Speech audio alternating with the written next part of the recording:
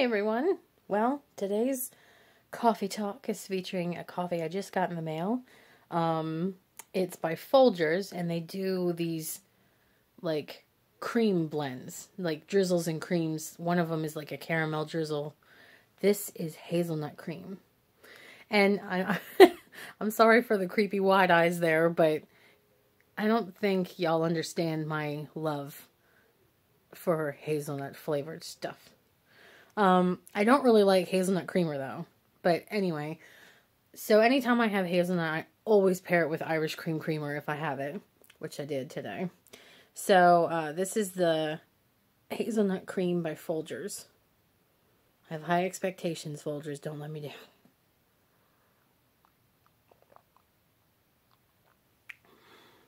Oh, that's really nutty. That's good. Let me put this down a second. Okay, so, so I started, thinking about what I wanted to say today, and, I kind of just, my thoughts, even in my head, they go off on tangents, and I think about a lot of different things. So today I want to talk about just about social media and its influence on us as a society. I do believe I'm not on Twitter too much. Like, once in a blue moon, but it's not really, I never really got into Twitter. I wasn't like a hardcore tweeter. I don't do Reddit or Tumblr or any of those things. I have no idea. I've heard of them. I don't even do TikTok. I'm not even all about that. Hold on. You know, we really need to fix the lock on our bedroom door. I'm just saying. And side note. But I'm not really into all that stuff. I'm mostly on Facebook. But I do believe that there are positives and negatives to social media. Positive, if you are trying to raise awareness for something, or, you know, like a GoFundMe page, somebody needs help with something, social media is the fastest way to get that information out there, to be able to help others. So, you know, that's definitely a pro. Another thing is, it's the fastest way to reach people, not just here in America, but to talk to people in other countries. And, you know, if your main mission in life is to try and bring people to Christ, you know, teach them about the gospel, that's a really quick way to do that without actually having to fly anywhere, you know, have a simple conversation with people all over the place. It's kind of neat. You know, so there are some benefits to it. It's, I like keeping in contact with people, you know, from my childhood years. I gotta tell you a quick story real quick. Okay, so one of my best friends in 3rd grade moved away. I think at the end of 3rd grade, beginning of 4th grade. And I remember the one teacher, Mr. Wagner, I think, put her address on the chalkboard, and I wrote it down, and I wrote her a letter, and we talked back and forth. I think we still hung out a little bit, because I remember taking her to church or something a few times. But then she moved again, and we lost touch. And then I somehow found her, and then moved, you know, it was kind of a back and forth thing for a while.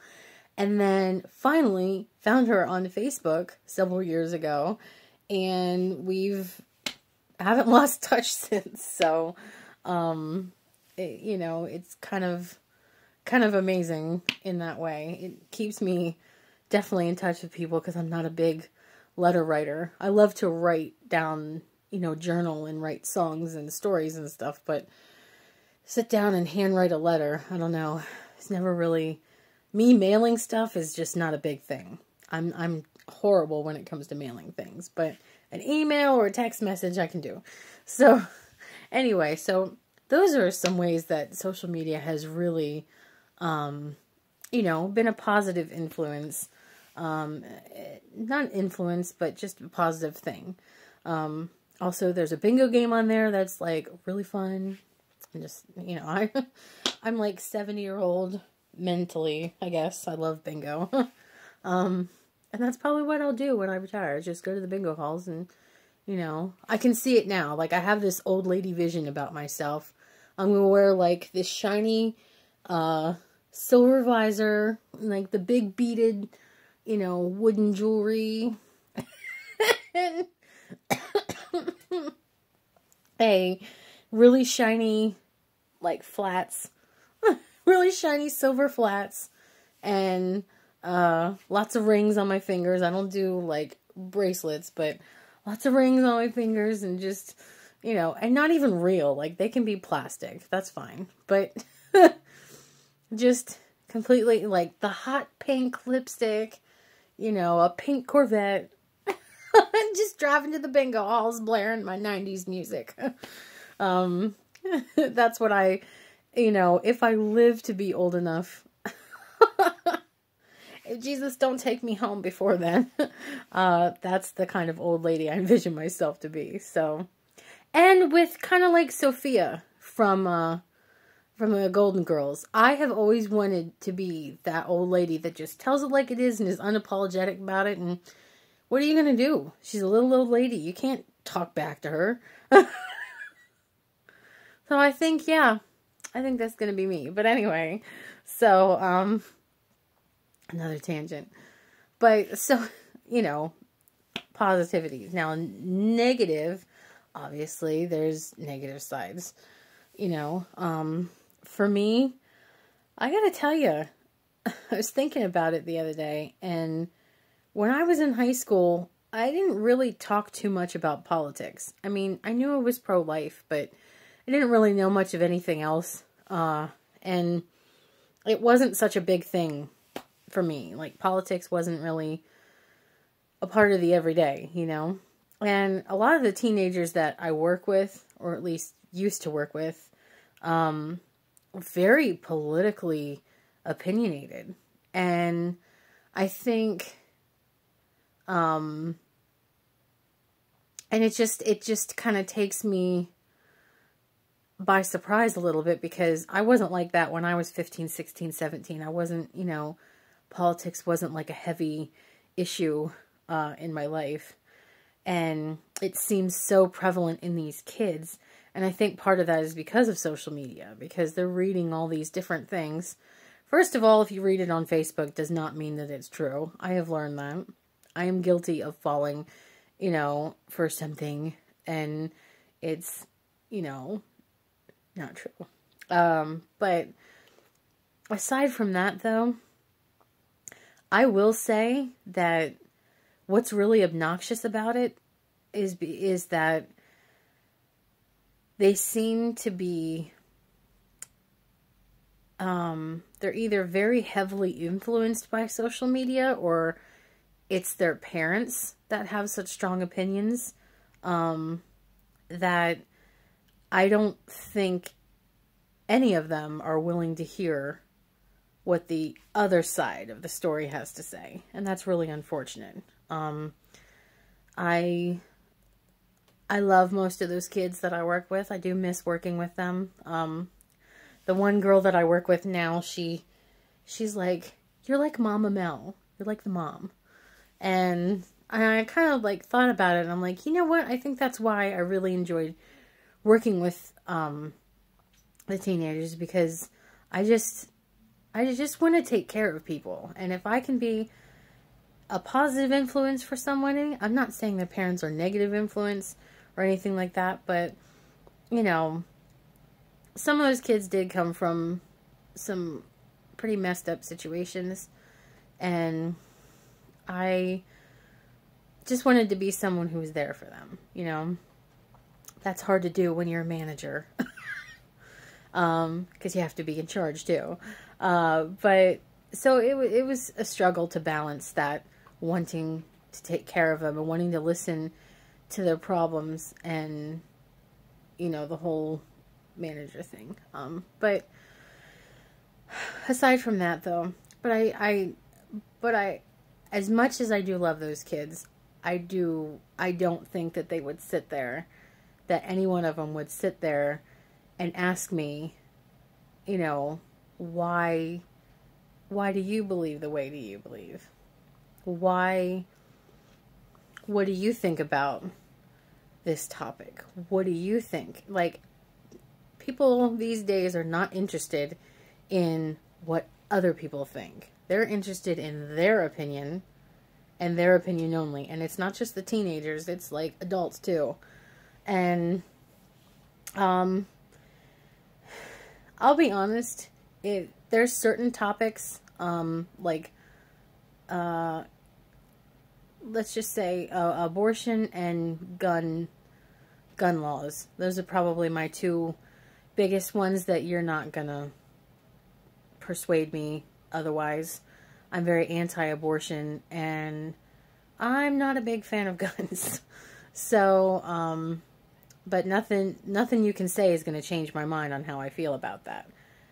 That being said, the rest of the political garbage that's out there, I do have opinions on, but I'm willing to hear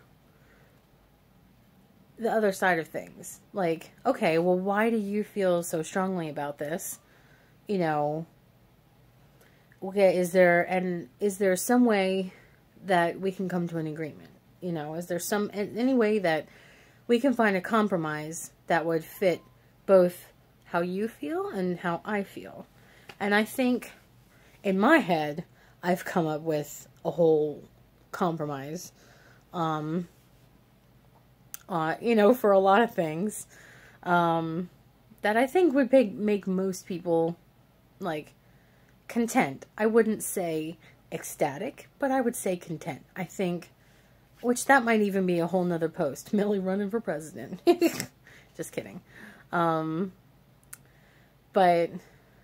I don't know. I do think I have some good ideas, but I'm not saying I want to be president. Good grief. No. Millie ain't got time for that. But anyway, but I do think that there's a lot, I think it's about 50-50, I would say, as far as positives versus negatives of social media. I think, it's a great way to get good information out there, and fast way to get it out.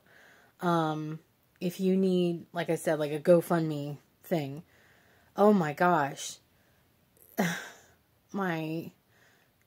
was just blown away. Okay, one of my childhood friends passed away in January, and they had a pretty decent amount that they wanted to raise, and in a matter of like 2 days, they had, pretty much, I would say 75% of what they raised, if not more.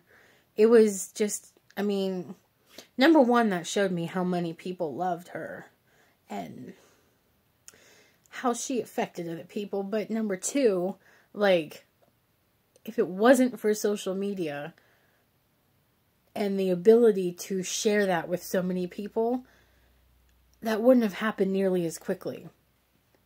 That's an amazing thing. I was just completely blown away, by how high and how quickly. That was just insane. So it definitely has, its positives. So there's always going to be a negative side to something. There's always going to be a positive side to something. Sometimes it's really hard to find the positive. And, especially when it comes to, let's say, death. Okay. Death is a hard one because nobody wants to talk about, it's really uncomfortable to talk about a positive side to that type of situation. I think for some people, if they've been suffering from something for a while and they pass away, then the positive is that they're no longer suffering from that. I mean, that might be the only positive, but, you know, anyway, but there really, you know, I do believe that there's a positive side to, you know, most, I say 90% of situations out there. There's a positive. But anyway, that's all. Just on a little thing about social media. All right, well, have a great day. And you gotta try that Folgers hazelnut cream coffee. If you like hazelnut, man, it's so good. It's like toasted hazelnut, like that flavor takes precedence. It's good.